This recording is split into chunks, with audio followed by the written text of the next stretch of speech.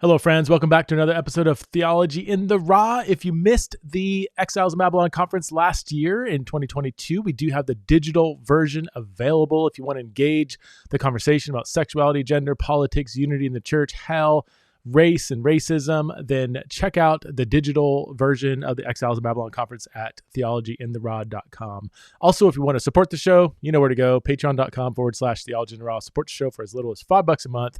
And thank you to all of you who are part of the Patreon community and keeping this show not only going, but flourishing. My guest today is Brandon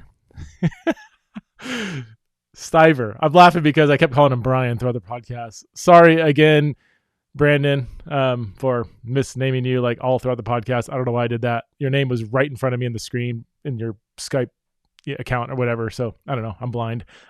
Brandon is the Senior Director of Global Programs and Partnerships at 1 Million Home. 1 Million Home is revolutionizing orphan care through broadly shifting mindsets and scaling up proven community-based models that reunite children with families. The conversation today is about orphan care and the problematic relationships that orphanages have in the orphan care conversation. This is going to be similar to the conversation I had a few months ago with Alicia.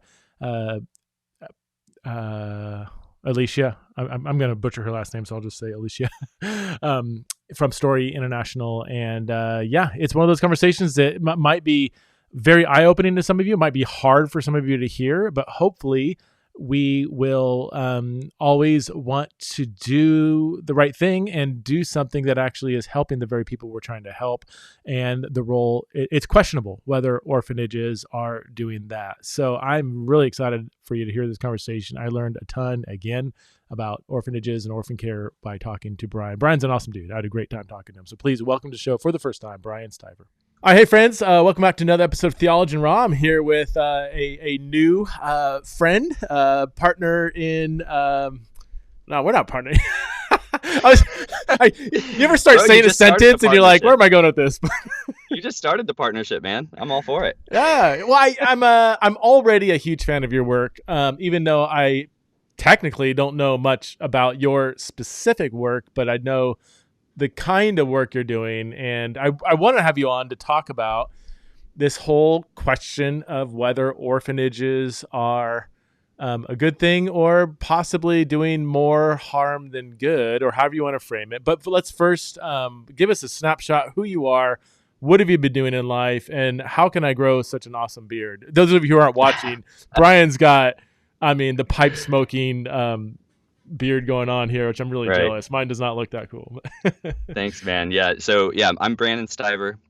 I'm with 1 Million Home. How you get the beard? You take some German blood, you mix it with some Swedish blood, and this is kind of what comes out, I guess. Yeah, you could pass as like a Viking, man. You should. Bro, that's what I was for Halloween with my kids. Oh, totally. Yeah, man. So I'm with 1 Million Home. So we are a nonprofit social venture focused on global child welfare.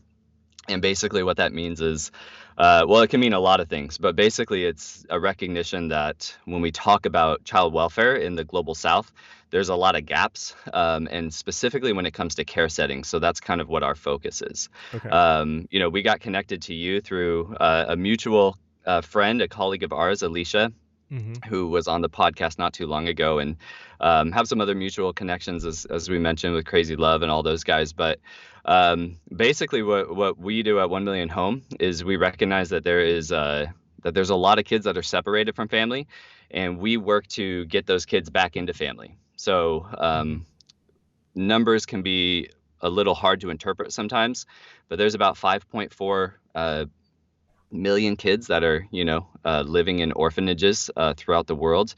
That's according to a Lancet report from last year. Numbers of kids on the street, vary quite a bit depending on the source, and because it's hard to survey those kids, but looking at maybe a minimum of 100 million kids that are on the street. So basically what we do at 1 Million Home is just we work with organizations throughout, the world to create pathways for kids to get back into family. So that's kind of in a nutshell what we do. Okay. And real quick, your background though, you said you lived in Tanzania for a number of years. And so you've been a missionary, and have you Right. worked with orphanages before in the past, or? Well, dude, for me, so I'm a Californian native, was living in Southern California, going to a big church in Costa Mesa called Rock Harbor Church. Yeah. And I was in a service on Father's Day in 2007 and actually felt God calling me to go run an orphanage in Africa. Like those were the words that like I felt God impressing on me. And that was kind of the start of a journey for me. I shortly thereafter, I was entering my last year of college, just kind of applied to whatever short-term missions they were sending to Africa, got caught on with Tanzania, and that kind of started the whole journey. I went and did a short-term missions trip in 2008, then did a 2-month internship in the same city in Moshi, Tanzania in 2009, and then it was during that internship that I actually got hired to work at a children's home. So, I know coming out of your conversation with Alicia, that was kind of a big, takeaway and a big takeaway that a lot of people are coming across right now. And that was me. I did the short term, missions volunteering at the orphanage thing. I went and worked at a children's home for 2.5 years. It was the kind of children's home that, all of us like to donate to, right? Where, it's faith-based, it wasn't corrupt. They making the future leaders of, whatever country they're in, that whole kind of, vision statement and all of that. So I worked there for 2.5 years. I got married halfway through that. My wife came on a short-term missions trip and we got engaged 6 weeks after meeting face to face. So that's a whole other story. So short-term trips do serve a purpose. It was very successful for my wife. Yeah. Yeah. So we went full in. And then once we had a kid though, we started to realize, I was kind of working out of this complex, and it was a complex. It was white savior-ish. It was, you could call it a complex, but basically just thinking like, I am the father to these children. Like I'm a father to the fatherless. But once I actually had my own kid and my daughter was born, it was like, oh, hold on, there's a difference here. What I thought was happening in the orphanage, being a father to these kids and all this and that, like the kids needed fathers. There's no doubt about that. But to say that just because I was working at a children's home or because God had called me into that space or, whatever you wanted to call it, there was I could see there was a marked difference. So we went back to California for about 1.5 years. I worked at a church in the interim and then returned to Tanzania, back to Moshi again, and ran a family-based program for 5 years. So family-based models can vary. They can look like all sorts of different things. For us specifically, it was focused on the local church, the indigenous leaders there, doing a lot of mobilization, doing a lot of Bible training. And then we also had like a social services component kind of on the side to get kids into family or to preserve families that are at risk of separation. So I ended up doing that for 5 years. So we were in Tanzania about 8 years altogether between the two different ministries. I do want to point back to, let me see if I can pull up the episode. So Theology and Raw episode 957 titled Are Orphanages Doing More Harm Than Good with Alicia Pinizzato. I would encourage people to go back and listen to that one. I don't mind because this conversation is probably gonna dovetail with that one, so it's almost like a 2-part conversation, and I don't mind any repetition. But let me, I guess, start with the question I threw at Alicia.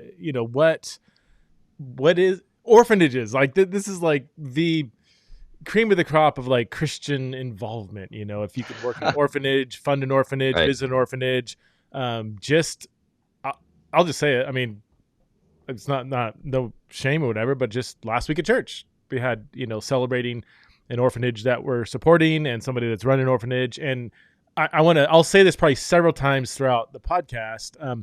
Very, very, very good and awesome hearts for somebody to move into a poor country to work in an orphanage. Like that takes an incredible heart, a desire to want to help the vulnerable. So 110% celebrate that desire. We do also have to ask the question whether, to I guess quote the title of a famous book, there are times when our helping could actually unintentionally hurt or maybe not help more holistically in ways we thought. So that's kind of a runway to what are some of your concerns with orphanages as a means of caring for orphans and the vulnerable? Let's just, and you can start 101, like pretend like somebody Sure. hasn't listened to that other episode, may know nothing Right. about it. Maybe they're even shocked that we're even questioning whether orphanages are doing nothing but great things. Yeah, no, and and I totally agree with you. And most of the people that I interact with that are running children's homes or involved or supporting, they always have the best of intentions. And a lot of this kind of comes down to whatever the mindset is that we bring to this conversation. So if I'm listening to a podcast, and people start to get on this conversation of, what have Christians contributed to society? They'll go along some frame of mind where they'll say, or stream of thought where they'll say, oh, Christians, they started the first hospitals, and Christians founded all these schools, and they were pro-education, and they started orphanages. And it's just kind of like one of those things that's just kind of like, oh yeah, like these are the good things that Christians do, right? And there's kind of a whole history, with orphanages and kind of how they came about and where they've been used and all of this. But fundamentally, we kind of have to get after, if we're talking about these big social, support systems that Christians have kind of contributed to the greater society, what is it that we're addressing? So if there's a school, what we're saying is that education is important, that there's people that are uneducated, what they need is a school, right? If somebody goes to the hospital, it broke their arm, right? My daughter broke her arm a few years ago, right? Where do we go? We go to the hospital. They're going to have a doctor there. They're going to set it, she's going to get better, right? So schools are for education, hospitals are for healing. What does an orphan need? And unfortunately, we kind of jump to that same kind of institutional model, right? Like hospitals and schools or institutions. We'll jump into, well, they need an orphanage. But what are you actually giving them then? In the best case scenario, you're giving them shelter, you're giving them food. But those aren't the things that make them an orphan. What an orphan needs is family, right? They need parents, first and foremost. So we're not necessarily meeting the key deprivation, that those kids have by allowing them to basically just continue in their orphanhood by basically just housing them, right?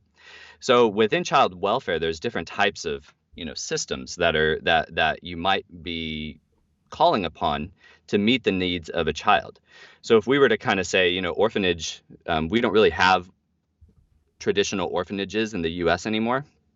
Starting with like Teddy Roosevelt and some of that progressive movement in the early 20th century. And then we've kind of phased them out. We really haven't had any traditional orphanages for the last 60, 70 years. Like you'll still get some residential care, which is kind of that bigger umbrella.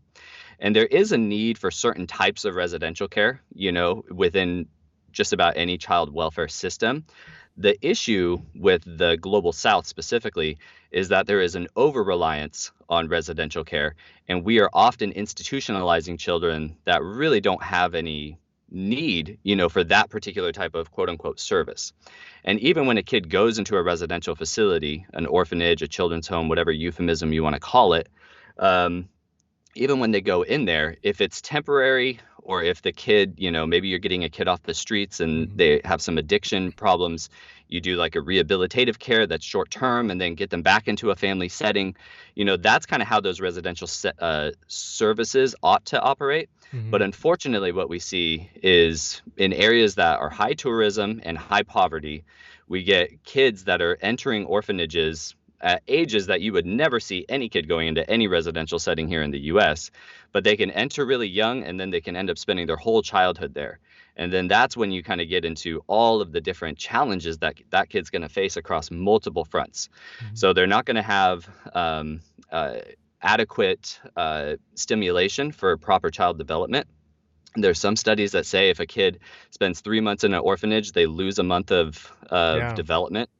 So Alicia child pointed that development. out. Yeah, Alicia mentioned that as well. So they're going to lose out on development. They're going to not form healthy attachments, which is really kind of like a founding building block for every human. It's what you have with your children, what I have with my children.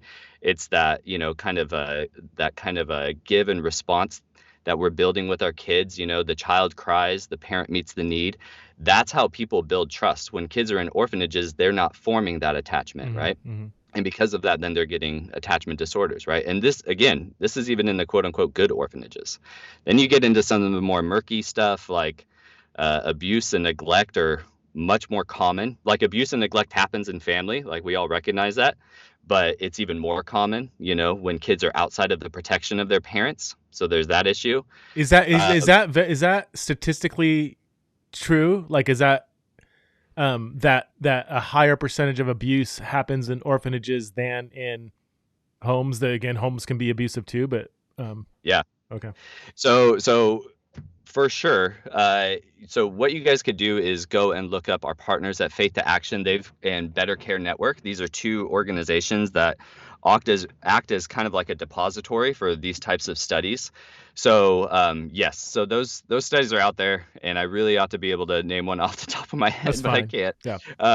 But at any rate, so there's the issues of abuse and neglect, attachment, development, and then social and cultural things. You have these kids that are growing up in basically a totally different society. So even if they, go into an orphanage in East Africa, Tanzania, whatever, and then they exit that same orphanage and they're still in Tanzania, they have this big cultural, where it doesn't sync up because they didn't grow up in Tanzanian family in community life. They grew up in an orphanage, so. And I forgot the statistic that Alicia shared, but I was blown away that a very high percentage of kids in orphanages actually have at least one parent still alive. I just thought the overwhelming majority had no parents, or even if they had maybe one, it was a horrible situation to where being in an orphanage would have been better than being in the care of their single parent. But do you have stats for that? How many kids in orphanages actually have at least one surviving parent, maybe and possibly two? Yeah, the global stat is 4 to 5. That's been based off of various studies. There's a really compelling one that came out of Haiti, which was 9 out of 10, which was done by Lumos Foundation. So 90%, 90% of 90% in Haiti. Yep. Some are going to vary. So that's just in Haiti. So the other one was 4 out of 5. So 80. So 80. Would you say globally speaking, 80 to 90% would be an accurate? That's the global number. Yeah, and when we talk about statistics, it's really important. So if you were to go to right now, COVID is kind of causing an increase in children that are losing their parent or primary caregiver. So the current studies that are coming out of like the CDC and kind of this whole task force around COVID is that over 10 million kids have lost their parent or primary caregiver due to COVID-19. So there is an increase in orphanhood, right? So that is happening. But before COVID hit, we were actually, while the global population of people has been on the rise, the number of kids that were technically orphans was actually on the decline. So if we were to say, go back 15 years ago, we would say, how many orphans are there in the world? And they would say 153 million orphans in the world. Well, today, COVID aside, so say 2019, that number would be 140 million. So the numbers have actually been trending down. Now, this is a number that just comes from UNICEF. How many orphans are there in the world? But the tricky thing with that is that gets lost on us and kind of these paradigms that we work through with, Little Orphan Annie or Harry Potter or whatever, our cultural mindset is that when they say 140 million, most of those kids actually still have a parent because they include what are called double orphans. They include single orphans. So a single orphan is a kid that has, lost one of their parents, not both of them. Now, that still conveys a level of vulnerability. So that's kind of why they capture it. But to us as Americans, we just hear 140 million. Oh, my gosh, what are we going to do? And we tend to run to the solutions that are supposed to be the last resort, which is orphanages and intercountry adoption. Those are really supposed to be kind of like the last resort. But that's kind of where we run to. So okay. The abuse thing was startling as well. Can you unpack that a little? Like, is it abuse from staff members at orphanages? Is it abuse among the kids? Is it a both and why would there be such high levels of abuse in orphanages? And the question I ask Alicia is this endemic or intrinsic to the nature of orphanages, or is it just so happens that this is a problem and we need to clean it up in orphanages? And I compared it to, there's abuse. I mean, just with the recent, SBC document release. I mean, there's abuse that happens in the church. Does that mean the church isn't good, or does it mean we need to clean up the stuff happening in the church? But so is it intrinsic to the nature of orphanages that is fostering abuse? But first, can you comment, give it a little more description of what are we talking about here? What kind of abuse is going on and by whom? Sure, and even with abuse, so a good kind of framework when it comes to abuse in general is the Adverse Childhood Experiences Study. This was done by the CDC a number of years ago, and it's kind of picked up. But basically, it's a 10-point scale of childhood adversity, which includes abuse, neglect, and household dysfunction. Now, a lot of these studies were focused on the U.S. I would love to see them applied, but it's still a helpful framework. So even when we talk about abuse, that can be physical abuse, sexual abuse, emotional abuse, and then there's different forms of neglect as well. And then household dysfunction includes domestic violence in the home, divorce, those types of things. So if we kind of use that as a framework to say well, what is abuse? What is childhood adversity? So with the abuse within orphanages, ultimately what we're looking at is that there are gaps in child protection systems, right? So when a kid is abused, what we're saying is that kid was not adequately protected. Now, if you go into a lot of these children's homes, they don't even have policies in place to actually protect children, and they don't have adequate training, of the caregivers to actually protect against this. And this is something that I saw in a lot of, orphanages that I interacted with in Tanzania. And at 1 Million Home, we facilitate this community practice of organizations. And this is very common to not have policies and practices in place that are actually going to protect kids. So that's kind of the organizational piece, right? Mm-hmm. And then ultimately, you're bringing in kids that have all gone through some level of trauma. The fact that if they are truly a double orphan, meaning that their parents passed away, that's traumatic, right? Mm-hmm. If their parents haven't passed away, they've become separated, and that's traumatic. Mm-hmm. And some of these kids may be entering residential setting as a form of protection because maybe they came out of an abusive situation within their home or within their community. So basically what you're doing is you're putting all of these kids that have gone through trauma, have gone through adversity, all into the same place. And because of that, the most common form of abuse is peer-to-peer. Older kids taking advantage of younger kids. There are issues as well with staff. And the other piece to kind of think within this, there's a difference between abuse, neglect, and exploitation. A lot of these kids are actually being exploited in these high traffic or high tourism areas where the kids actually are getting trafficked into the children's homes as a means of generating funds, either through what was traditionally intercountry adoption, but even more so now tourism and short-term mission trips and that whole piece. So the kids, so there's abuse, there's neglect, there's exploitation. And in those situations where the organization or the orphanage, or I say organization, a lot of them aren't even registered.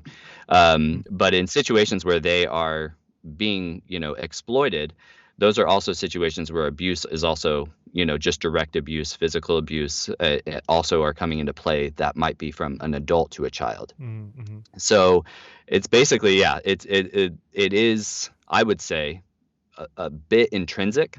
And even in the nice orphanages that we support, or not we 1 Million Home, but we as American Christians support, which is a multi-billion-dollar industry, that even those quote unquote good orphanages are still having abuse and still having these gaps in child protection and safeguarding issues that are basically allowing for this abuse to take place. If I'm just trying to imagine just a real concrete scenario, if a orphanage is well supervised, you have, let's just say there's 20 orphans, 10 girls, 10 boys. There's 1 or 2 adults that are sleeping in with the boys, a female with the girls. And assuming the adult's not doing anything, bad. Right. How is it just the kids find a way, in the middle of the night, are kids waking up and maybe sexually abusing other boys, or maybe they're out in the playground, they take them behind and kick the crap out of them or something behind the basketball hoop. How does it, if it's well supervised? Because I could see somebody saying, well, no, we just need better supervision. and then it wouldn't be happening. Is that true? Or are you saying it's even in the most well supervised, well run, it's a good chance it's still going to happen? It is true that kids can find ways that they can find gaps, but for sure, like, we would encourage anybody to increase the amount of supervision and protection and policies and practices that ought to be in place. And again, I'll just say, our organization, we are all focused on getting kids back into family where we believe even scripture, says that kids ought to be. But if there is a children's home out there and their step forward is to increase how they are actually protecting kids within their care, and then also to maybe add some family-based services where they're not just bringing kids in and the kid just lives there for the rest of their childhood, because then they're going to, even if they're not abused, abuse is not like the only thing that's detrimental to a kid's childhood. The fact of being separated, the fact of being ostracized because you're an orphan living in an orphanage, all of these things are also really detrimental to a kid's well-being.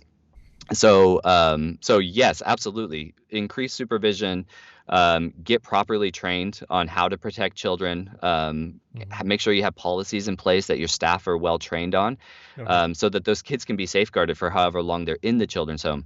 But also don't grow content with the fact that you have an orphanage and, nice, little kids that feel special to you.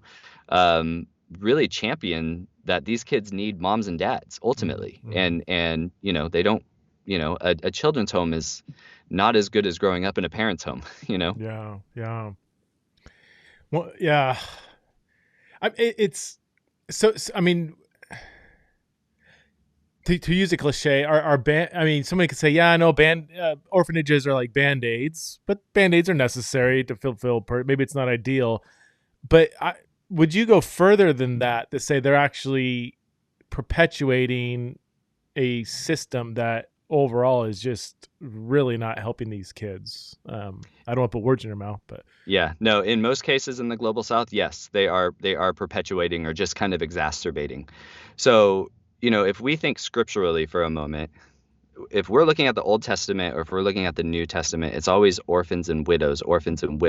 That's a vulnerable family unit. I don't think that was just like a coincidence where it's like, here's the strangers, here's the poor, here's the widows, here's the orphans, and like saying those are 4 categories. I would say widows and orphans, they're always listed together because it's a vulnerable family, right? It's a fatherless kid and a single mother, right?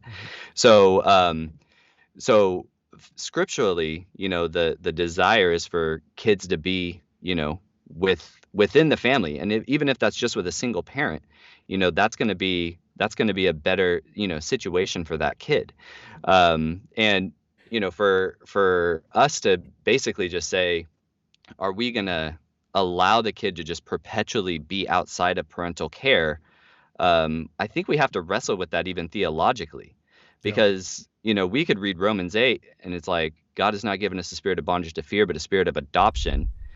Right? Or even kind of Jesus in John 3:16 is like being born again into the family, right? Like that's kind of like, these are like the scriptural connotations of what it even means to be a follower of Christ, is to kind of be brought into the family.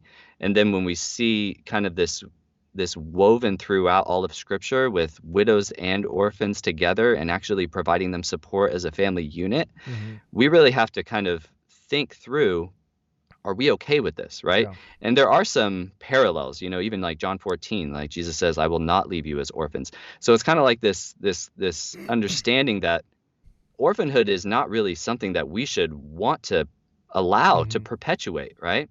And we don't want to put any kid in a situation where they're going to basically have their orphanhood facilitated through their childhood, and then they age out and now they're just an orphan for the rest of their lives, like that's going to be detrimental even just psychologically for the kid. What about, like, you said it, if they have a single parent, so 80 to 90% have at least one parent to go to. But let's take a scenario that probably is not that uncommon, where even that single parent, what if that single parent is abusive? And what if the orphanage down the street happens to not be abusive or, minimally so? And what if the single parent is living in extreme poverty, they're abusive, they're going to be malnourished? Like, there are some one-to-one situations where even staying with the single parent is actually worse for the person than an orphanage. Or I'm throwing out the scenario as a way of pushing back, trying to represent what I know some people are thinking. Really What would And you and I say and to that? Yeah.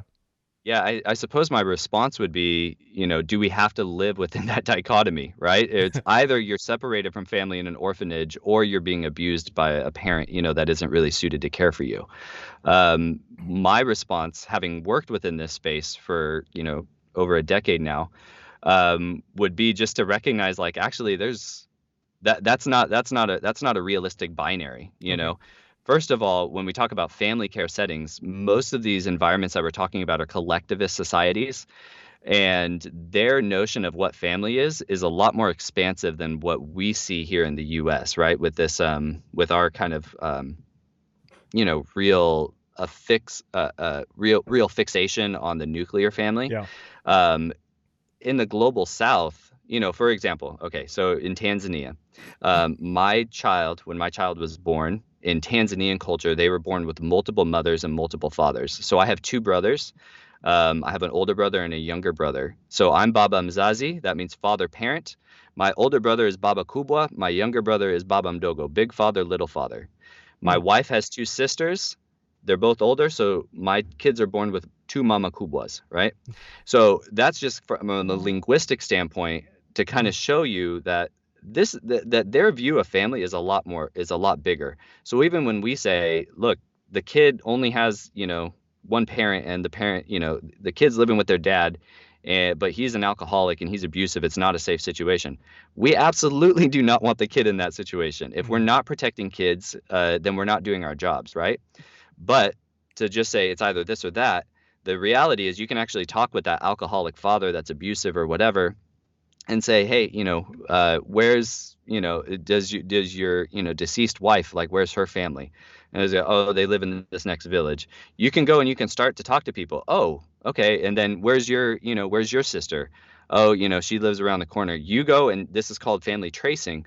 You go and you find other family members and you kind of do the assessment, and you assess the kid, what's going to be the right placement for them. Then you assess the family, and you basically draw this, almost like a family tree of different places that this kid could get to, Hmm. right?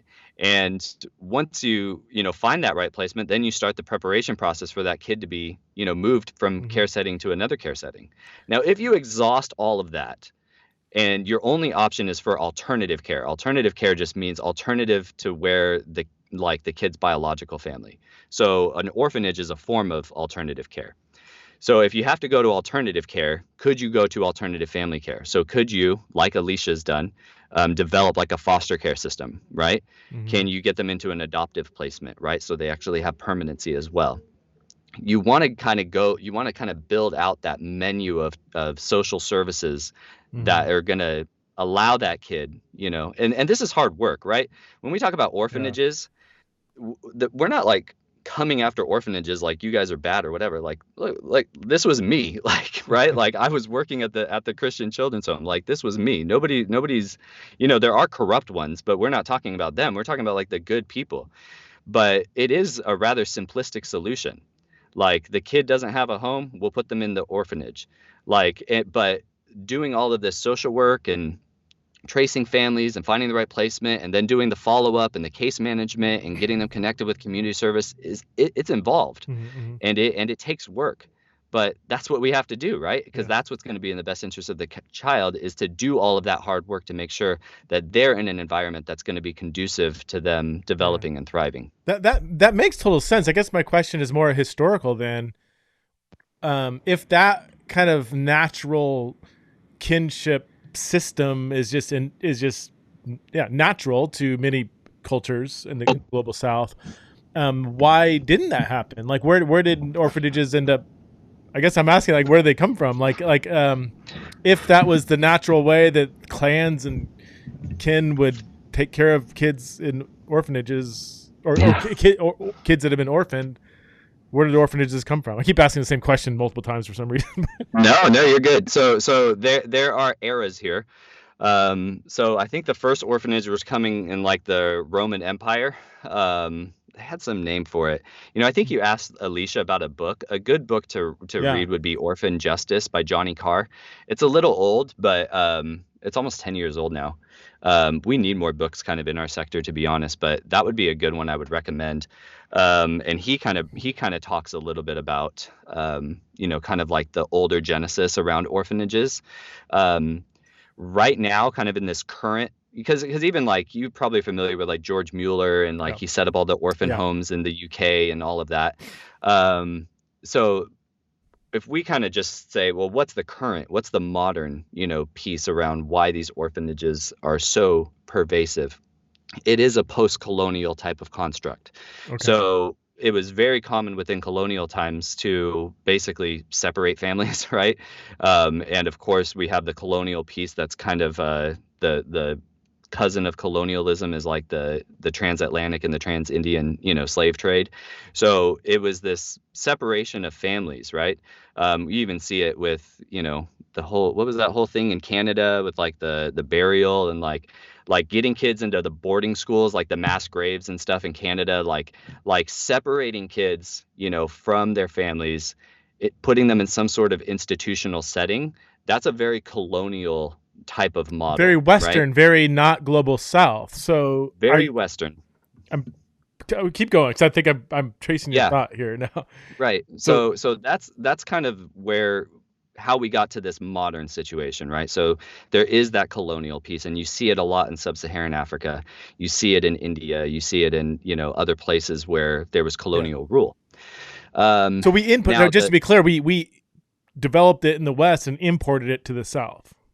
Yeah, exported it. Yeah, Exported it. Yeah, which is interesting now if you think about it, because we don't have these large scale orphanages here in the U.S., and yet we're so intent on perpetuating them in other places, even though in our own context we said, actually, this isn't a good way to care for a kid that's gone through trauma, right? And yet we're, still eager to export it. Now, the thing that the apparatus is kind of held up on now is a lot of tourism, to be honest. So to give you an example, I mentioned Moshi, which you've been through before, my understanding is. Yep. Moshi is right next to Kilimanjaro. And if I say Kilimanjaro, people think, oh, big mountain in Tanzania. So obviously we're going to get a lot of tourism. We're about a day's drive from Serengeti, so people want to go out. They want to go to the Serengeti for a safari. They want to go climb Kilimanjaro. And whenever they come to this type of area, they are going to want to visit orphans because they heard about the AIDS epidemic, and they heard about, this is what true religion is, if they're on a short-term mission trip or whatever. And, oh, yeah, we're also going to go on safari while we're there or whatever. So people have that kind of mindset. Now, those interactions are not benign, and they also are not neutral when it comes to finances. So what I mean by that is, if you go into an orphanage in Tanzania or Haiti or wherever, and you see, oh my goodness, these kids, they need help, you might be inclined, especially if you have a team of like short-term missioners that are going to go in there and they're going to say like, oh my gosh, we have to do something. Let's take up an offering, right? And now, after a 2-hour, visit on a Saturday, we're dropping $500, $600, $700, $1,000, whatever. And so like, just take care of the kids, kind of thing. Well, in some of these, situations where the average person makes $2 or $3 a day, and in some cases that's actually a living wage. I'm not like saying like that's okay, but like, just kind of think like an honest day's work might get you a few bucks, right? In some of these contexts. Well, if you can actually recruit a bunch of kids from from the village, right? And a lot of these kids are going from rural to urban settings. If you can get a lot of these kids, even just for the weekend, which happens sometimes, you can actually exploit, their childhood, and make a pretty nice killing. So, if a $500 donation comes in, maybe $498, goes to the director of the orphanage, and maybe a couple bucks goes to buying the kids some rice or something. Like those situations are real, and they are intrinsic to high tourism areas. So in Kilimanjaro, where I was, just within the urban district, there were 17 orphanages. Only 5 of them were actually registered. You go out to the adjoining rural district, and you're going to get more orphanages. You go over to Arusha, which is about an hour and a half away, and also a big city, like you're going to get even more orphanages. These high tourism areas, attract orphanages, attract kids going into those orphanages. It's kind of like what was that, Field of Dreams? If you build it, they will come. Yeah. People are building these orphanages so that they can just fill them with kids, not kids that actually need any type of alternative care, but just that's what they do. You go to other areas of Tanzania that have the same level of poverty, have the same level of HIV/AIDS, and you won't find any orphanages because there's no monetary incentive for people to establish orphanages there. So, and it's one of those things where, the money kind of dictates the service that's provided. So you're saying in places where there's little to no tourism, there are very few orphanages? That's right. And you think about that old, adage, which came from Africa, it takes a village to raise a child. Yeah. You talk about traditional forms of caring for children. That was more common. So there's kind of like this confluence of all of these different issues that are coming into play. So you have the monetary piece and the volunteerism piece. You also have people that are leaving the village. So as you're probably aware, I don't know if this is a eschatological thing or what, but people are moving from rural to urban, village to city. So people are losing that village identity. But traditionally, if a kid was, did happen to be orphaned or whatever, it was very natural for the village to raise them like Right. that. And then the kid was in family, the kid was in community, and that was a much more sustainable, that was a much more ethical model.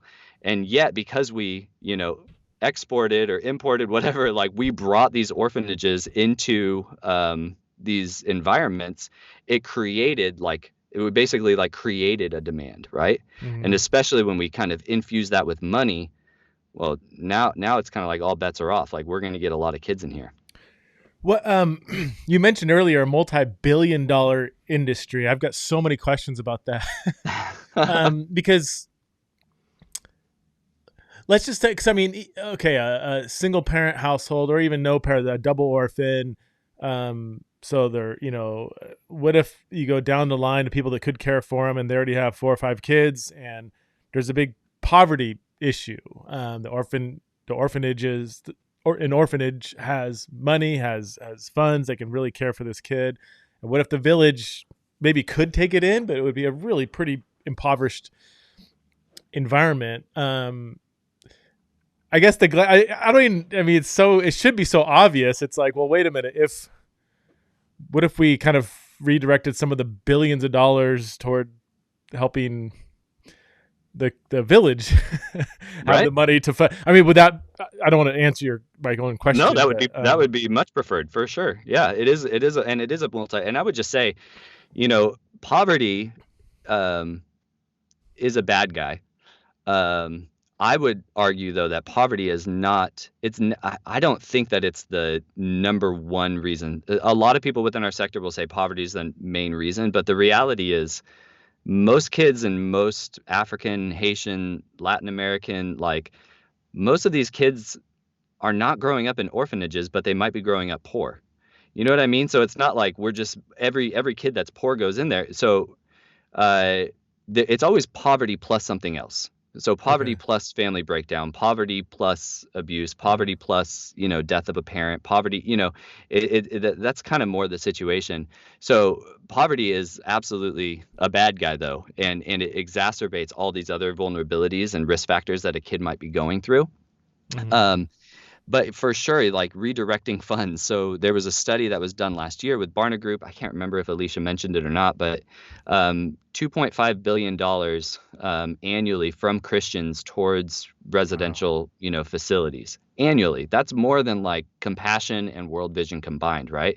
So this is a huge industry, and it's being done by churches and little mom and pop nonprofits that you've never heard of, and yet it's kind of all adding up into an aggregate of about 2.5 billion. And to me, I think that's conservative because I don't think that they're really counting the money that's being given on like these short-term trips that tend to be quite lucrative for the orphanage directors. So it's, it is a multi-billion. And for sure, if we could redirect that towards supporting family-based care, ethical orphan care, supporting community development, economic development. All of those things are actually going to help families, communities, and kids. What? I mean, it's such a multi-billion-dollar industry. Loads of churches support orphanages. Is it? Would you say it's just sheer ignorance? Like everything we're talking about, they're like, oh my god. Like if all these churches listening, which quite a few probably are, sure. Do you think like they're like, oh my gosh, never thought about that. I need to really rethink it, or are they aware of the problems and they just ignore it? Is it a both and? And I would like to. There's another question up. I mean, maybe I'll let you answer that one. But if could you step inside the mind of the best pro orphanage argument, like somebody listening who is informed, who knows, and like what would they say? Like if they're on the show, what would they say? Well, Brian, no, you're missing this, you're missing Brandon, that. Or that's okay. Brandon, I'm so sorry. I keep calling you Brian. I did at the beginning too. I was going to acknowledge. I don't know why I call you. Your name Brandon's right in front of my face right here. Don't worry about it, dude. Okay, the first question. Remind me what the first question was. Why are so many? Is it just pure ignorant? Ignorant. And I don't say that in a demeaning way, but just they just haven't thought about everything you're saying, or is it more intentional? They have thought about it and are just going against it. I think most people that are supporting, it's not intentional whatsoever. It's just all that they've known, and because this mindset has been so perpetuated, they just don't know any better. You know, like if you were to, you know, I don't know, if I were to talk to you a few years ago and just say, hey, what's your opinion of orphanages run by Christians, you know, in sub-Saharan Africa? You'd probably be like, oh yeah, that's great. You know, they're helping kids, right?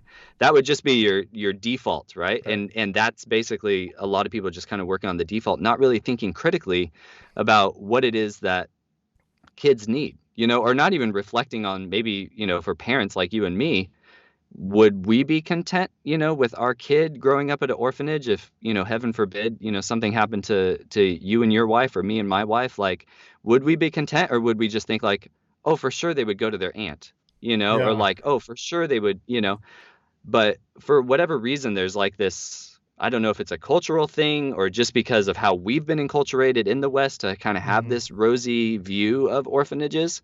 It's just the default. It's not intentional.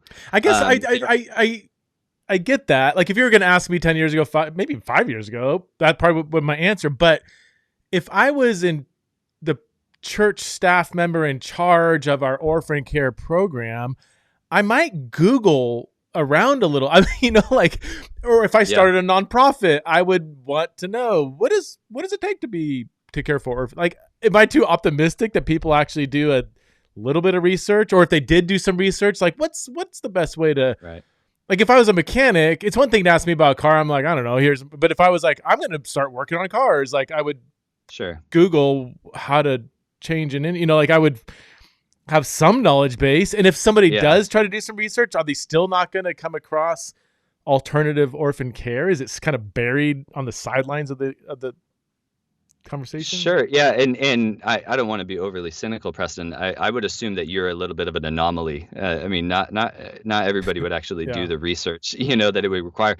And to be honest, I think if you just typed in like something like orphan care, you're going to get a lot pro orphanage stuff than you're going to get, you know, stuff that says, hey, these orphans, you know, have families or should be in families or what have you. So, I'm going to do it right here. Keep going. I'm Googled it. There you go. So, you know, I think they hear a plea, you know, in their church, or they have some friend that went to an orphanage on a missions trip, and like those are not necessarily, even though it's like, hey, we raised all this money and we went to such and such country. They're not necessarily, you know, they're not thinking critically. They're just kind of going because it's exciting, or because, you know, and this is a part of that whole when helping hurts umbrella, you know, where it's just kind of like, are we just doing this to do this, or are we actually thinking critically about what's going to actually help and empower, you know, these you know, the people that we're going to, you know, should we even go? People don't normally ask those questions. I think they might be a little more. And again, this is a cynical approach, so I acknowledge that. But I think people are a little more, just they're just not thinking along those lines. So, what was your second question, dude? Sorry, I did Google it, orphan care, and I got a bunch of ads for supporting orphans. There you go. I got a Gospel Yeah. Coalition article here. I'm trying to figure out 21 ways to get involved in orphan care.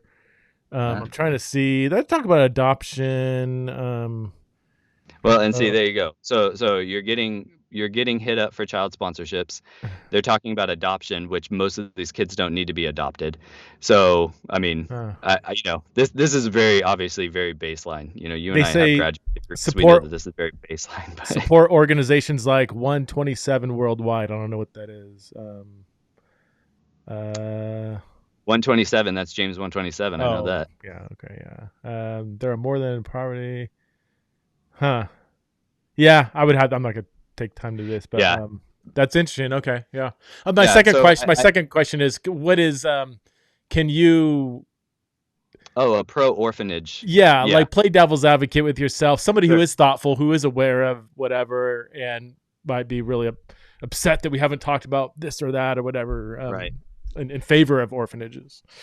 Yeah, I think the pro orphanage would probably be, actually I would say that you've already kind of played it a bit. They would talk about the issues within families. They would talk about, oh, there's abuse in the home, or there's addiction in the home, or there's all of those things. The Okay. home is not a safe environment.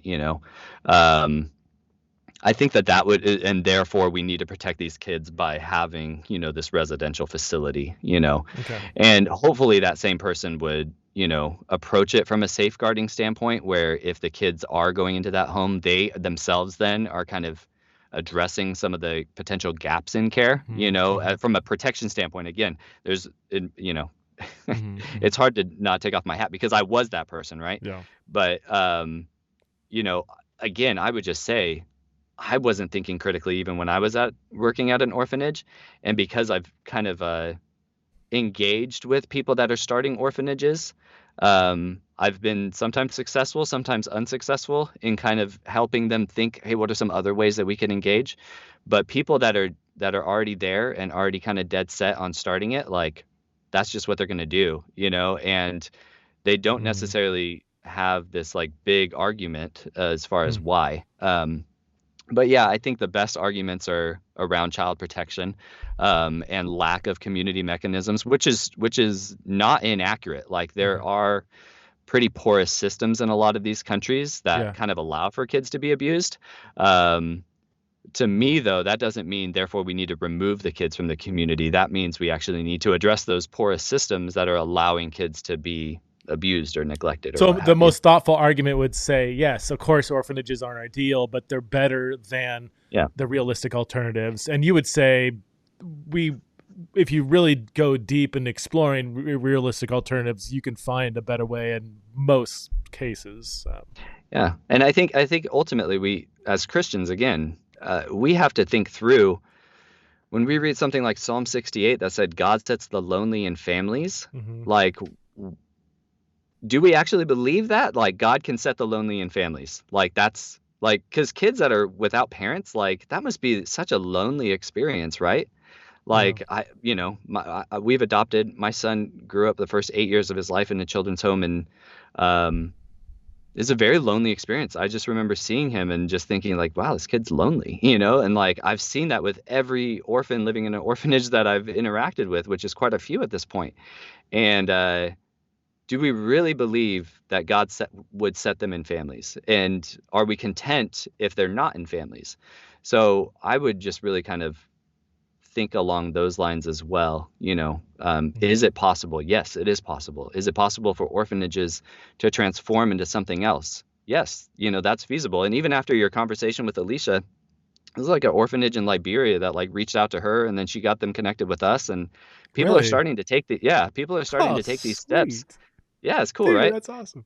Yeah, so shout out to them in Liberia. But this is feasible, and there can be a step-by-step process. And even like, man, they talked with the local director. This was so indicative.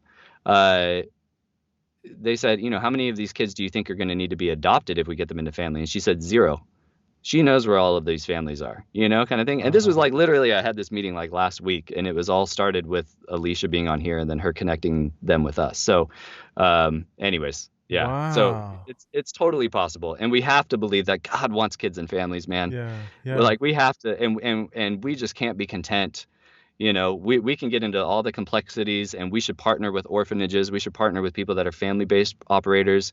We have to get the church better involved. We have to get the church thinking critically, not just being like, well, I had this really emotional and Hmm. thing that Hmm. came up when I held the orphan in Guatemala or whatever. Yeah. Like, we can't just be like, oh, I get my emotions are so tied up in here, and therefore, I'm just going Right. to do this. We have to think critically and think what we would want for our own kids, and really align ourselves with the fact that Yeah. God sets the lonely in families. He doesn't set them in orphanages. He doesn't put them out on the streets. Do you think, I would just be a point blank question, that churches, like if somebody's listening and they're like, oh my gosh, I'm convinced, or at least I need to really think through this. Would you say that churches that are funding orphanages should not do that? Like if somebody's listening and they're in charge of the purse strings, Hmm. what should they do Yeah. now? Like a slow trickle off, or reallocate those resources towards something like, you're not going to, I'll say it. I mean, something like your ministry or somebody who is doing an alternative better way, or what should we Yeah. just end the funding right away? Like, cause now Right. when I hear churches support it, it does like I get a little uncomfortable. Like, Yeah. oh, And I would just say at 1 Million Home, one of our programs is actually working with churches to answer those questions. And it's not just like a simple, like, oh, just cut it off. Like, no big deal. Like, okay, because there's relationship there, and sure, hopefully there's an opportunity. The first thing that we say is don't cut off your funds, but actually talk with them. And it could be a simple question like, hey, are you guys providing any family-based services? Like when you bring a kid in, like what's your intake process? And do you create, a pathway for that kid to re-enter the community and family? Some of those conversations are really valuable, especially when it's a donor. And there have been situations, bro. I've talked with pastors where it's like, we were supporting an orphanage in Haiti and we found out that they were trafficking kids. Like, there's some gnarly stuff out there. And for those types of situations, like, yeah, for sure, you want to stop funding them. yeah, But sure, if it's an orphanage that was started in good faith and they want the best for the kids and you guys have a relationship, I would just say use this conversation to kind of, take a step forward and say, hey, what can we do to help these kids get in family? Like, we really are thinking like God wants kids in family. mm, Like, what can we do? What's possible? And if the orphanage is receptive, then for sure that's somebody you want to keep partnering with, right? yeah, And if they're not receptive and you have these conversations over and over and they're just like, no, this is our model, this is what we do, we're content with kids, spending their childhood here, then yeah, maybe you do want to rethink that. And there's so many great organizations. And I would say you don't even have to give to 1 Million Home. There's a lot of organizations from our community practice that are like autonomous, and you can find them literally on our page, and people can go and just give, like, we want to fund foster care in the Congo, or we want to support kids with disability in Uganda, or we want, mm. like, you don't even have to give to us, just like, but we'll show you like some organizations you can give to, and you could just access them from our own website. So there's quite a few. It's not just you and Alicia and Oh, a for few sure. others. Like there's a lot of people doing this. More We're a importantly. ragtag Gideon's army, dude. So that's really cool. So you actually, my question, like that's what you guys, that's part of what you do. You help Yeah. churches to transition. I was just meeting with the funds. church last night, dude. Yeah, that's one of the things that we do. And people can reach out to us, just hello at one. That's the number 1 Million Home. If you guys have a church, reach out to us. We would love to kind of talk through and provide some support and consultation to start to unpick that, because it is big. It is big, but and we Yeah. actually we've talked with pastors as well, even on recorded. What does this look like for you? You were supporting this orphanage in Kenya, but you learned better. Like, what do you do? We've so we have mentor examples as well. Yeah. Of what that can look like. That's That can great. be That's helpful and awesome. inform. That's Yeah. awesome. Yeah, it's one thing to say, "Oh, church, you shouldn't be doing this anymore." It's like, all right, I'm a volunteer. I'm on the orphan committee. We meet 4 times a year, and I work Right. 60 hours a week. And my wife's going to leave me. And what do I need? I need to read it. What do I do? Like, how do I transition this? And the head elder is the main supporter of the orphanage, and his wife founded it. And that conversation is not going to go well when I say, I don't know if this is like. There's a lot of real practical things that could cause a lot of anxiety. I just stress myself out by painting that scenario. But that's so awesome that you come alongside and say, hey, we will help you transition this well. That's awesome. And that's what we do as a social venture. We help orphanages transition, and Okay. we help churches transition. Like that's our main thing. We have this big direct services piece that's working in Kenya, and then we Hmm. have joint ventures in other places like Sierra Leone, Haiti, Okay. Uganda, Lesotho. But then we have this whole church piece, that's fledgling, but it's going. We're Uh-huh. working with churches to transition as well, because you know the financial piece we cannot understate. I'm a big 90s hip hop guy, Wu-Tang Clan, cash rules everything around me. That's we have to work that whole paradigm. If we're not addressing the cash, like this thing is just going to keep going and going and going. Addressing the So fact that as long as billions and billions of dollars keep getting poured in, it's going to keep going. Like there's not it's. going to be any reform. There's not going to be any meaningful reform if we just keep funding bad alternatives. Because that's the thing. Hmm. If you have a child, I've worked in child welfare in California as well. We would get money to provide services that were entitled. That came from like taxpayer money that went to the government, then we win the contract, and that's how these things get funded, right? That's how foster care, mental health services, all of that. That's the financial piece, right? Mhm. Those types of infrastructure are not present in the global south.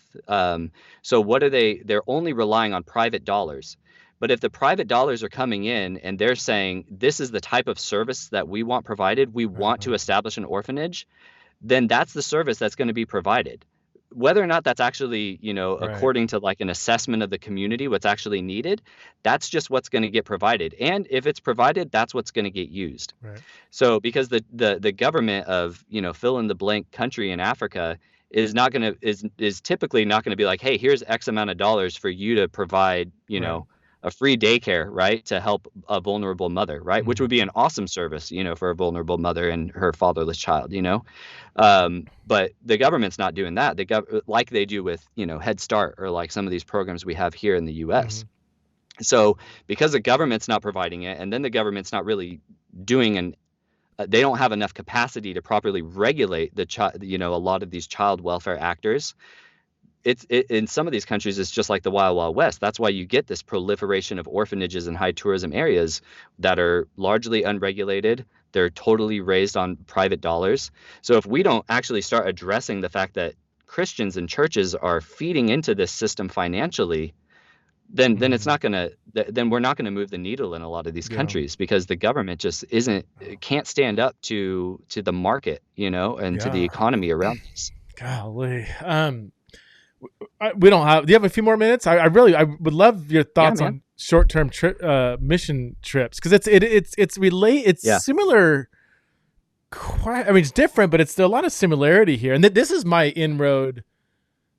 I think it was reading When Helping Hurts, and then rethinking short term mission trips. I was years ago when I was on staff at Cornerstone Church where Francis was at. They tasked me to kind of like revamp their short-term mission policy or whatever, and I'd already had some questions, like, talking to career missionaries, and um I feel like it was really frequent with the short-term trips kind of hindered their long-term ministry in so many ways. Like, Yeah. and some of the cynicism and frustration with I had one career missionary in India tell me he literally got an email from a church, like his home, I don't know, his home church or something, say, "Hey, we're going to send a short term trip, and we are going to, like, I think, build a bridge, or we're gonna." He was like, "We don't need that, and I'm Yeah. busy, and stressful that is." Like, I was like, Right. "Really? They Yeah. just said we are going to do." So that might be a more extreme. Anyway, my question is, yeah, would love some maybe big picture pros and cons with short-term trips, and maybe some blind spots that people who Sure. have never even thought about, kind of the possible negative effects of short-term trips. What are some big Right. And picture things? I would just say that example you gave from India and with your friend, like that's not far fetched at all. Like that's Really, not. that's so Yeah. I funny. don't think that's like an anomaly necessarily. Yeah. So I was a short-term missionary. I did trips to like Poland, and then, living in Southern California, of course, you're going to cross the border and build a home every time now and then. And Yeah. I did an internship in Tanzania before I moved there. And then once I was actually a long-term missionary, right? So it's not Mhm. weeks and months, it's years. Um, I was tasked with facilitating some short-term missions. Some of them are better than others. A lot of it Yeah. comes down to the attitude that they bring. So we had teams that came through where the people were really kind of self-absorbed, and it was really about them. And Mm-hmm. that's just, it's a complete waste of time. It's a waste of money. It's just detrimental. Like, we had two teams from the same university, and they were like night and day just based on attitude, Mm-hmm. to be honest. So going into it with the right mindset is kind of like baseline. And then, you mentioned When Helping Hurts. That's a great place to start. And I think pretty sure they also have When Helping Hurts and Short-Term Missions, like as like Yeah. one of their accompanying books, which is really good. There's also resources on short-term missions with vulnerable children. The one thing that I would say, so the best form of short-term missions that we brought out and hosted and actually even recruited for a little bit was having people come out as interns. So I would much rather have, and they could be young people, they often are, but I would much rather have, 2 or 3 interns for 2 months, than a team of 20 people that come out for 2 weeks. Like every single time I'd rather have the interns. It's not really about like making money and all of that, although people like missions organizations do bring in income, through short-term missions, which I think they should. Like, they're Yeah. basically providing a service to this team that's coming in. I keep talking about money, Preston. I don't know. But it's a reality. Yeah. But I would much prefer interns, and like you said, you got to listen to the missionary, and and even beyond the missionary, like you have to listen to the local leaders, and hopefully you're partnering with missionaries that are already listening to the local leaders. Right. There's a lot of things that just don't serve, and you get that within When Helping Hurts. Yeah. There's a lot of things where it's just, yeah, we're gonna paint this wall again, and we're gonna go to the orphanage. Like, don't go to orphanages. If I could give one, Right. short-term missions advice, don't go to orphanages. These kids have become separated from their parents, right? A kid forms attachment, like basically in utero forward, right? By being connected with their mother physically and the nursing, and once that has been severed, the kid is very likely to develop an attachment disorder. And when you get short-term missionary volunteers that come in and then leave and then come Mm. in and then leave, it exacerbates those attachment Oh, disorders. Some wow. people will say that starts the attachment disorder. The attachment disorder actually starts because of the separation, but Wow. it's exacerbated when you send in oh, we have, the church of whatever in such and such place, and they're visiting our orphanage today, and they're going to come in, and you're actually encouraged to like, hey, yeah, pick up the kids, give them a hug, all of this, which is just like Mm. really poor conditioning for a kid. Like, I mean, I don't want to share too much of my son's experience, but like this was something we had to walk with him through, because when he was in the orphanage, he was encouraged to just run up to strangers and hug them. And that's not safe. That's not safe behavior. Mm. And yet that's exactly what we've conditioned these kids in orphanages to do anytime there's short-term missionaries that come through. Like, yeah, go, throw them up in the air, hug them, kiss them, cuddle with them. Like, the kids need love, that kind of whole thing. And it's just like they don't need love from strangers. Like, they need love from like a committed parent or guardian that's going to be there for them day in and day out. Mm. And I saw it on the kids' faces, like when they get that, like that, dopamine, adrenaline, whatever, like, oh, the visitors are here, let's go play soccer, let's go jump on them, let's go do all this. And then they leave, and the kids are like downcast, they're bummed out. It's just like, man, what a turbulent childhood. So on the short-term piece, that would be one thing I would encourage people to do. Even if Mm. you're like supporting an orphanage, like we go back to that whole conversation we were having a moment ago, Mm. find other ways, like feed into the staff, or, do something else. Mm. But Mm. start by actually listening to the missionaries and Yeah. the local leaders that you're connecting with. Um, because for sure, a lot of harm can be done on Yeah. short-term mission trips. The big one for me that was eye opening was building projects. I remember doing a lot of research in like sociological journals that measured the local economic impact of um, a bunch of people from the wealthy West coming in with power tools and free labor. Like when you go paint a building, we have to at least ask, what effect does that have on the painting industry in that local Right. community? Yeah. Especially if it's a poor area where painters are really looking for work and they see a bunch of free Right. labor come in and paint a building that they could have gotten paid to paint. Right.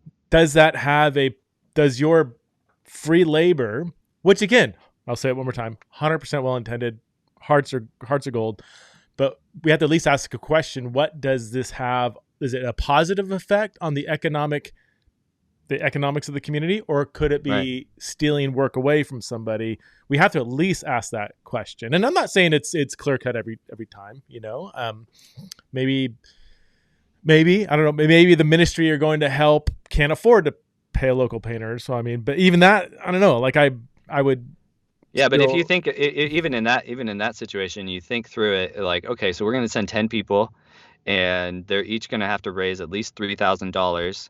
So what is that? That's $30,000. Like, hey, would you, and I think actually Brian talks about this in his book, yeah, but it's like, would you rather have this money or would you yeah, rather us send people and we can come paint your, it's just kind of like, yeah. that's a no brainer, like, of We course, could just write you a check for invest. 30 grand, or we could bring a bunch of people in. Right? Yeah, I mean, it's kind of crazy, and it's not even like, oh, we're bringing in skilled painters or people that are going to build the fence or whatever. The local people actually know a lot more. Like when we were at the orphanage, um, I remember on our short-term trip before I worked there, they were like, oh, we're going to do these projects around the orphanage, and they were like pouring cement, but the short term, my team like spent so much money pouring cement when they're like, like here, like we mix it with sand to make it go longer. Like you guys just wasted a lot of money because you weren't doing it the local way, like, and it's just kind of like, yeah, oh, okay. Like, and then what's the response? Oh, I had no idea. Well, of course you had no idea. Like you're yeah. an American, and you're 20 years old. And again, like I'm probably not being as gracious as you, but it's like the local mason, the local painter, the local builder, like Yeah, they know how to actually do those projects, yeah, and they're going to do it for a fraction of the cost, and you're going to feed their whole family, for the next month by commissioning them, yeah, so yeah, and they're going to do it more efficiently and more cost effective than you too. So yeah. yeah, definitely don't go and do building trips. Are you an Office fan by any chance? Oh, of course, dude. Yeah, Office for sure. do you do you remember the episode when Michael and Andy were on the bus of the short term trip? It was, I don't know, it was like maybe season 5 or something. Oh, And yes, yes, yes, yes, yes. it was they're at the church, and then they got all swept up in the moment. There's the youth group's going to drive to Mexico, and they start getting like cold feet, like halfway out of town or Right, whatever. And they're like, "What are we gonna do?" And Michael's like, "Well, we're gonna go build a house or something." And he said, right. "We don't know how to." We don't Or know how to how build. come we're gonna do it? He's like, "Well, they don't know how to build houses down there." He's like, "Well, we don't know how to build houses." And then he's like, Yeah, "Well, Katie knows how," or something, like the leader of the youth group. right, right, right. It was just It so was, funny because you see them get so wrapped up in the fervor, right? And like that's just it's just like this is pure adrenaline, this is pure yeah, emotion, and like not like whenever we're activating those parts of the brain, we're turning off our thinking brains. yeah. I do think that, like you, I've been on several short term trips, and my kids are going on one, in I think a good one. Like the youth leader is very knowledgeable. He has them do a lot of reading ahead of time. I think they read chapter 7 or whatever it is, when helping her. They have another book that kind of says here's good and bad ways to do this. And I forget exactly. Sounds like it's a more thoughtful trip. So would you agree? Like it, unlike maybe orphanages are like, yeah, we should work to end, or like we should, but Yeah. we're short term trips. There are good forms and less, like maybe more bad forms of trips. Yeah. But I think yeah, I so think there are because some ethical people want to say ways. categorically like all short term trips are always should never happen, right? But Yeah, and I wouldn't say that. I mean, yeah, we were talking about Francis. We basically took Francis Chan on a short-term trip to Kenya, right, and Kevin and their whole team. And I think that was really valuable because it was about, hey, let's connect with, people that left orphanages. Let's interact with some organizations that are doing good work. Like, and in that regard, like it's more about education, it's more about advocacy, it's more about yes, like partnering, like, and more about like getting behind local leaders, like those yes, types of things and those types of trips should happen. We do have to kind of think through the privilege piece. There's a yeah, reason why we drop off, 15 Californians in Kenya and not 15 Kenyans in California, and to think like that that there aren't other implications, because of that privilege. It's kind of interesting. Like we have a Kenyan that goes to our church, and I think he brings so much just by being here in Washington State, that I would love, to have more of that cross-cultural interchange, but not where we're going and being like, hey, we're here, check us out. Like, we're going to help you out, even in Mm-hmm. so I think we kind of probably should think critically as far as just that cross-cultural piece and what could we do? Like, would it be better to like actually bring the local leader here? Hmm. Because we actually have some deficiencies in our church, here in the Yeah. States. Like, what if we bring out a team like, man, they could totally light us on fire and like we'll be, Mm-hmm. like so I think we should actually kind of be thinking critically about that cross-cultural piece and how we actually do partnership, Mm-hmm. with leaders and ministries in the global South. But yeah, for sure, there are good ways to go about it. That in and of itself is a really big industry that isn't like Yeah. captured within the 2.5 billion that I mentioned earlier. Um, so I think if we could actually harness that, you could do a lot of good with it, Yeah.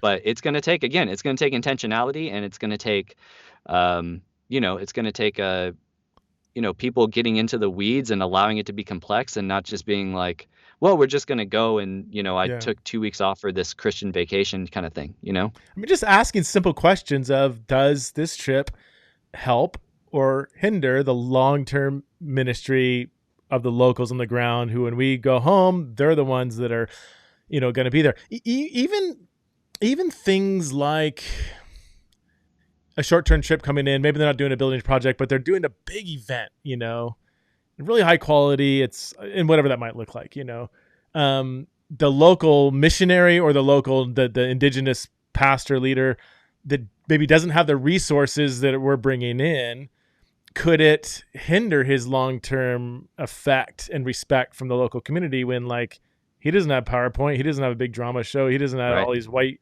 kids bringing in, just Western, enthusiasm or whatever. Like, yeah, I don't know. Yeah. Just asking those. I'm not saying there's clear answers like no that will always hinder, but like just asking the hard question: will this help or hinder long-term ministry? And a lot of people that live in honor shame cultures, it's gonna be hard for them to give you an honest answer, right? If you say we're gonna come in, it's really shameful for them to say, and unhospitable, really, to say like, well, actually, that's not gonna help my. They're like, okay, yeah, sure, and everything's gonna be up front, like Sure. very, Yeah, it's true. very right, hospitable, and thank you for coming, and everybody smiles, and and that we have to take that into consideration too. But is it David and that's why Livermore, Seen with Eyes Wide Open, was a book I read. That was years ago. I don't know that one. Seen with, or Short-Term Mission. I don't know. David Livermore, I think, is the author. You guys, you can Google it. I thought it was really helpful. Anyway, I cut you off. You're gonna. No, I just think that what you were mentioning there, are we willing to not be in charge, right? Yeah. If we're talking about kind of, because it's like we had the first missionaries to go into these places were like aligned with colonial, powers that like exploited, and it's like, are we willing to go into these countries and be like, I'm not in charge, like, and if the pastor who is like in these places that are like extremely hospitable, if like, do we have the rapport with him where he could just tell us honestly, Right. like, this is what actually would help. This is what actually would serve. And if we don't have that rapport, and if we're not willing to not be in charge of our short-term mission, then we have no business going. Right. We have no business going. We wouldn't want somebody just to come into our house in our neighborhood and be like, hey, I'm going to do this program. And we're like, this is weird. Like, this doesn't, like, we wouldn't want that. Why would we assume that they do? So yes, there's a place for it, but you have to start with listening, and you have to be willing to not be in charge. And you have to actually have an understanding of what's actually needed and what are culturally appropriate ways to get something done. And also just kind of lay down even the notion of getting something done, like just go and learn, just go and build relationship. Yeah. And who knows what God could do in that. And also, maybe bring them back this way. Who knows? Yeah, that's good. Well, Bryson, thanks so much. No, I'm kidding. Brandon, thanks so much for coming on Theology and Raw. I've really been looking forward to this one ever since I talked to Alicia, and I've got friends too who are so excited that I'm having these conversations because they've been thinking about this for years and are excited to have other people start to maybe rethink about a paradigm. So thanks so much for the work you're doing. 1 Million Home. website is what? I'll have it in the Just 1 million home. Yeah, it's the number 1millionhome.com. Okay. Yeah, so you can come check us out. We're not here to promote anything other than kids getting into family, and there are people. Alicia is not the only one. We're not the only ones. We actually have a whole community of those types of organizations that are just like, man, let's get kids into family. And we have people that we partner with to transition orphanages into those types of organizations. So that's what it's all about, man. So yeah, definitely check us out. Yeah. Cool. Thanks so much, man. Great talking to you. Appreciate it. All right. Thanks.